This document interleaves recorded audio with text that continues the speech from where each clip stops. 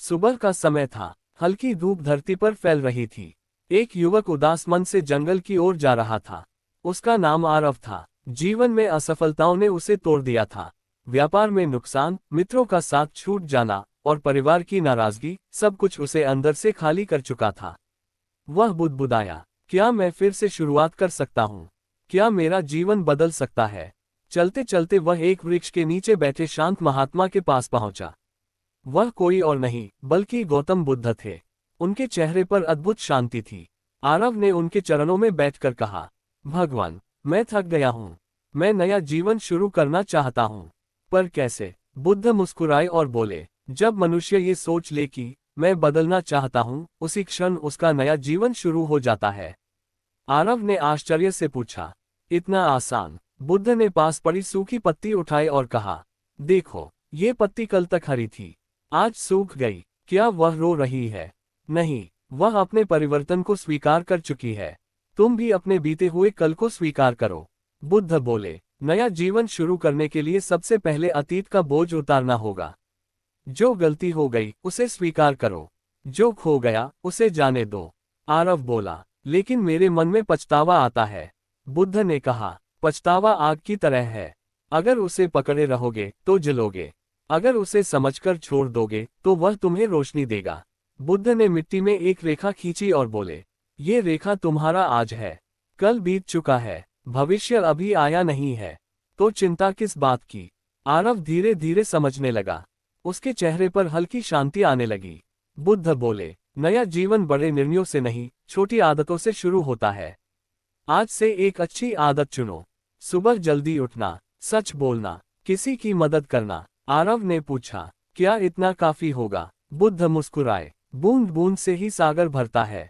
नया जीवन शुरू करने के लिए 3 कदम जरूरी हैं। अतीत को स्वीकार कर छोड़ देना, वर्तमान में जीना सीखना, छोटी छोटी अच्छी आदतों से शुरुआत करना। आरव के मन में अब आशा की किरण जग चुकी थी। लेकिन क्या वह इन बातों को अपने जीवन में उतार पाएगा? क्या उसके सामने और परीक्षाएं आएंगी? वृक्ष के नीचे बैठा आरव अब पहले जैसा बेचैन नहीं था। उसके भीतर हल्की शांति उतरने लगी थी। लेकिन मन के प्रश्न अभी भी खत्म नहीं हुए थे। आरव ने धीरे से पूछा, भगवान, अगर मैं अतीत छोड़ भी दूं, तो लोग मुझे मेरे पुराने कर्मों से ही पहचानेंगे। मैं नया जीवन कैसे जी पाऊंगा? बुद्ध ने पास बहती नदी की ओर इशारा किया। उस नदी को देखो आरव, क्या वह वही पानी है जो कल था? आरव बोला, नहीं भगवान, पानी तो बह चुका होगा। बुद्ध मुस्कुराए, फिर भी लोग उसे उसी नाम से पुकारते हैं। नदी अपना काम नहीं छोड़ती, क्योंकि लोग उसे पुराने नाम से जानते हैं। वह बहती रहती है। बुद्ध बोले, अगर तुम अपना जीवन दूसरों की राय के अनुसार जियोगे, तो कभी नया जीवन शुरू नहीं कर पाओगे। लोगों का काम है बोलना, तुम्हारा काम है बदलना। आरव ने सिर झुका लिया। उसे याद आया, जब वह असफल हुआ था, कितनों ने उसका मजाक उड़ाया था। बुद्ध ने उसकी आंखों में झांकते हुए कहा, तुम्हें तय करना है, तुम उनकी आवाज सुनोगे या अपने भीतर की। आरव बोला, भगवान, मैं कई बार बदलने की कोशिश करता हूँ, लेकिन कुछ दिन बाद फिर वही पुरानी आदतें लौट आती हैं। बुद्ध ने कहा, परिवर्तन भावनाओं से नहीं, अनुशासन से आता है। उन्होंने जमीन पर एक छोटा बीज रखा और बोले, अगर यह बीज रोज पानी पाएगा, धूप पाएगा, तभी पेड़ बनेगा। अगर तुम 2 दिन मेहनत करो और तीसरे दिन छोड़ दो, तो परिणाम कैसे मिलेगा? आरव की आंखें खुलने लगीं। बुद्ध ने कहा, हर सुबह तुम्हें एक नया अवसर मिलता है। कल तुम जैसे थे, वह आज जरूरी नहीं है। हर सूर्योदय तुम्हें नया जन्म देता है। आरव ने गहरी सांस ली। उसे पहली बार लगा, शायद वह सच में बदल सकता है। आरव ने हाथ जोड़कर कहा, भगवान, आज से मैं 3 व्रत लेता हूँ। मैं अतीत की गलती को बार बार याद नहीं करूंगा। मैं रोज एक अच्छी आदत अपनाऊंगा। मैं दूसरों की बातों से खुद को कमजोर नहीं होने दूंगा। बुद्ध की आंखों में करुणा चमकी। उन्होंने कहा, याद रखो, नया जीवन बाहर नहीं, भीतर शुरू होता है। नया जीवन शुरू करने के लिए दूसरों की राय से मुक्त होना जरूरी है। अनुशासन को अपनाना जरूरी है। हर दिन को नया अवसर मानना जरूरी है। आरव के भीतर अब दृढ़ निश्चय जाग चुका था। लेकिन जीवन की असली परीक्षा अभी बाकी थी। क्या वह कठिन परिस्थितियों में भी अपने व्रत निभा पाएगा? क्या दुनिया उसे फिर गिराने की कोशिश करेगी? आरव अब पहले जैसा नहीं रहा था। उसकी आंखों में डर की जगह अब संकल्प दिखाई देता था। लेकिन जैसे ही वह गांव लौटा, परीक्षा शुरू हो गई। लोग फुसफुसाने लगे, अरे वही है ना, जिसने सब कुछ खो दिया था, अब संत बनकर घूम रहा है। आरव के कदम कुछ पल के लिए रुक गए। उसके भीतर फिर वही पुरानी चोट जागी। उसे बुद्ध के शब्द याद आए, नदी बहती रहती है। उसने गहरी सांस ली और आगे बढ़ गया। कुछ दिनों बाद आरव ने छोटा सा काम शुरू किया।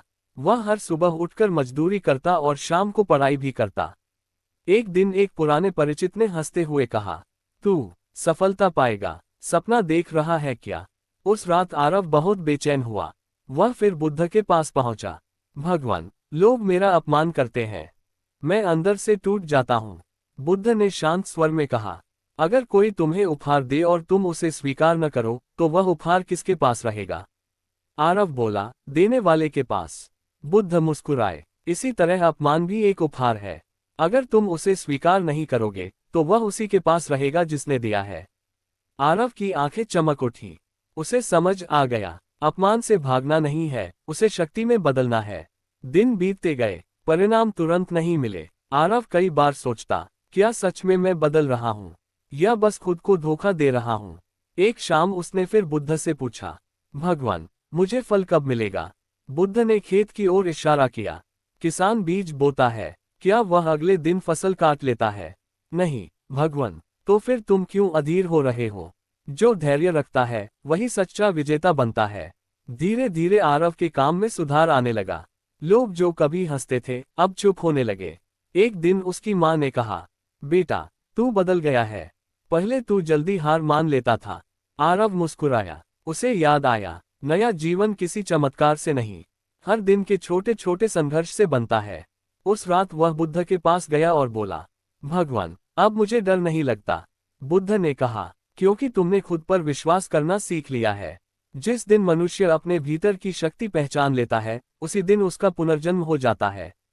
जीवन शुरू करने के लिए अपमान को शक्ति में बदलो, धैर्य रखो, परिणाम समय पर मिलते हैं। सबसे पहले खुद पर विश्वास करो। आरव अब सच में बदल चुका था, लेकिन जीवन में एक अंतिम परीक्षा बाकी थी। एक ऐसी परीक्षा जो उसके संकल्प को पूरी तरह परखेगी। समय बीत चुका था। आरव का जीवन अब पटरी पर लौटने लगा था। उसका छोटा सा काम अब स्थिर हो गया था। लोग जो पहले उसका मजाक उड़ाते थे, अब उससे सलाह लेने लगे थे। लेकिन जीवन की अंतिम परीक्षा अचानक आई। एक दिन तेज आंधी आई, बाजार में आग लग गई। आरव की छोटी सी दुकान भी उस आग की चपेट में आ गई। कुछ ही घंटों में सब कुछ राख हो गया। आरव उस राख के ढेर को देख रहा था। वही दृश्य, वही खालीपन, जैसा पहले हुआ था। गांव वाले फुसफुसाने लगे, देखा, किस्मत फिर पलट गई, अब क्या करेगा? आरव के भीतर एक पल को दर्द उठा, लेकिन इस बार कुछ अलग था। वह बैठा, आंखें बंद की, और उसे बुद्ध की आवाज याद आई, हर सूर्योदय नया जन्म है। आरव तुरंत बुद्ध के पास गया।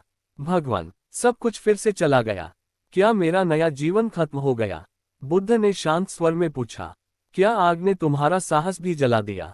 आरव चुप रहा। बुद्ध बोले, परिस्थितियां तुम्हारे हाथ में नहीं होती, लेकिन तुम कैसे प्रतिक्रिया देते हो, ये पूरी तरह तुम्हारे हाथ में है।